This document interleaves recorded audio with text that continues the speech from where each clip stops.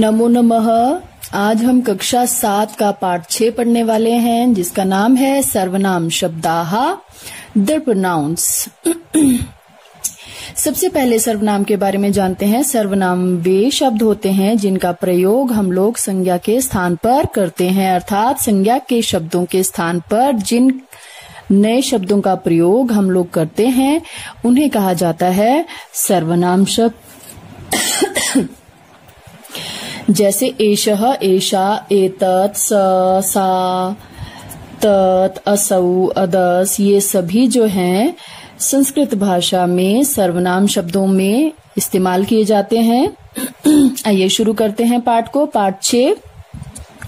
संज्ञा के स्थान पर प्रयोग किए जाने वाले शब्द सर्वनाम कहलाते हैं। उदाहरण दिया गया है एषः, एषा, एतत्। इनका प्रयोग जो है पुल्लिंग, स्त्रीलिंग और नपुंसकलिंग तीनों में अलग अलग होता है, यानी कि लिंग बदलते ही ये जो है सर्वनाम शब्द संस्कृत में बदल जाते हैं। जैसे कि पुल्लिंग शब्दों के लिए एषः, स्त्रीलिंग के लिए एषा और नपुंसकलिंग शब्दों के लिए एतत् का प्रयोग किया जाता है। उसी तरह से स मतलब वह, असौ मतलब वह, ये भी पुल्लिंग, स्त्रीलिंग आदि देखकर इनका प्रयोग किया जाता है। अदस्, असौ, असौ, अदः, यानी कि पुल्लिंग, स्त्रीलिंग और नपुंसकलिंग। और तद, स, सा, तत्, स पुल्लिंग, स्त्रीलिंग और तत् मतलब नपुंसकलिंग में इसका प्रयोग को किया जाता है और इसका अर्थ होता है वह।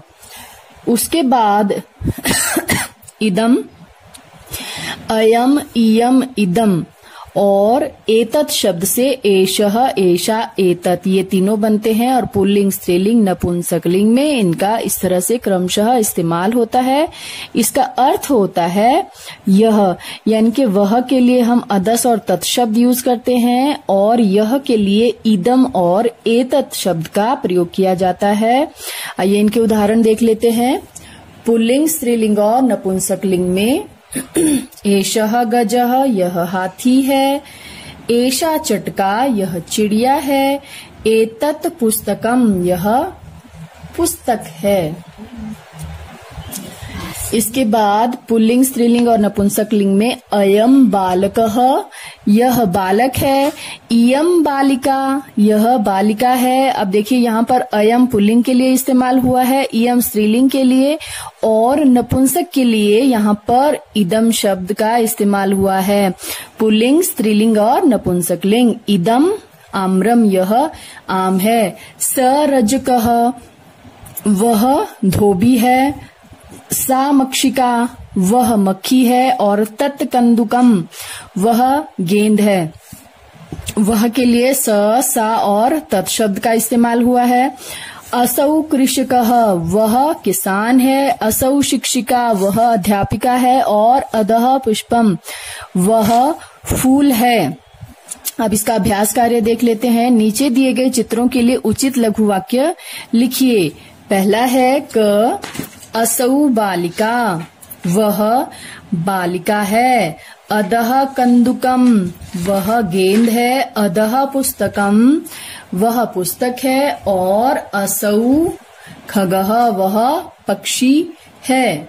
यदि आप इसको चटका कहोगे तो यहाँ पर क्या आएगा? सा चटका, सा चटका।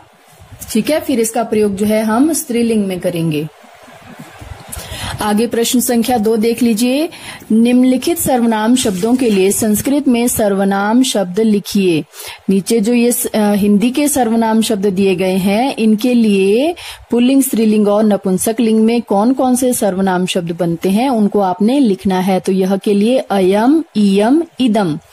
वह के लिए सह, सा, तत्। उसके बाद अगला प्रश्न देखिए। निम्नलिखित लघु वाक्यों के हिंदी में अनुवाद कीजिए। एषः गजः, एषः मतलब यह हाथी है। एतत् पुस्तकम, यह पुस्तक है। इयम बालिका, यह बालिका है। एषा चटका, यह चिड़िया है। असौ कृषकः, वह किसान है। अधः पुष्पम, यह फूल है।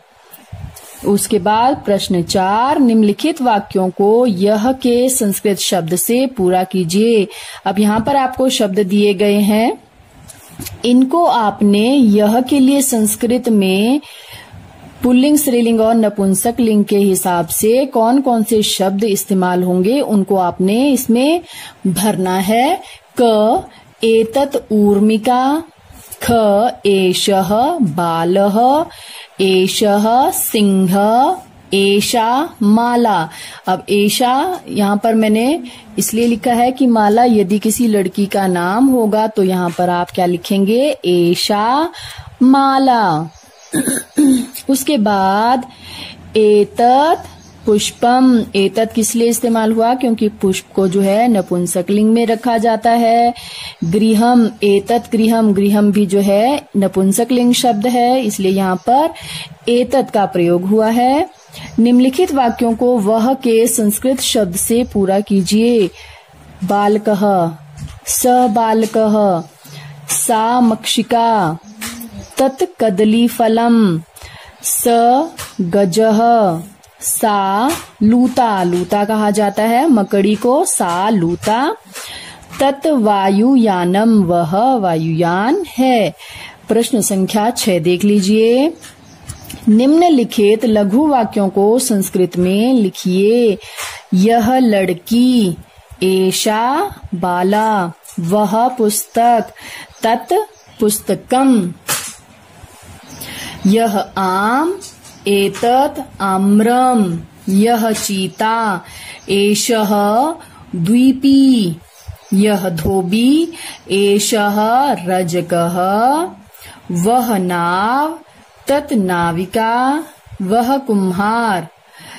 स कुंभकारः, एषः नहीं आएगा, यहाँ पर आएगा स कुंभकारः, यह फूल, एतत् पुष्पम।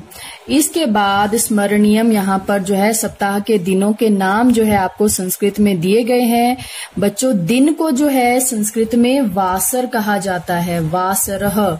तो इसमें दिया हुआ है रविवार, रविवारः। आप यहाँ पर रविवासरः भी कह सकते हो, रविवासरः। सोमवार के लिए सोमवारः, सोमवासरः। मंगलवार के लिए मंगलवारः या मंगलवासरः। बुधवार के लिए बुधवारः या बुधवासरः। गुरुवार के लिए गुरुवारः, बृहस्पतिवारः या बृहस्पतिवासरः। शुक्रवार शुक्रवारः, शुक्रवासरः।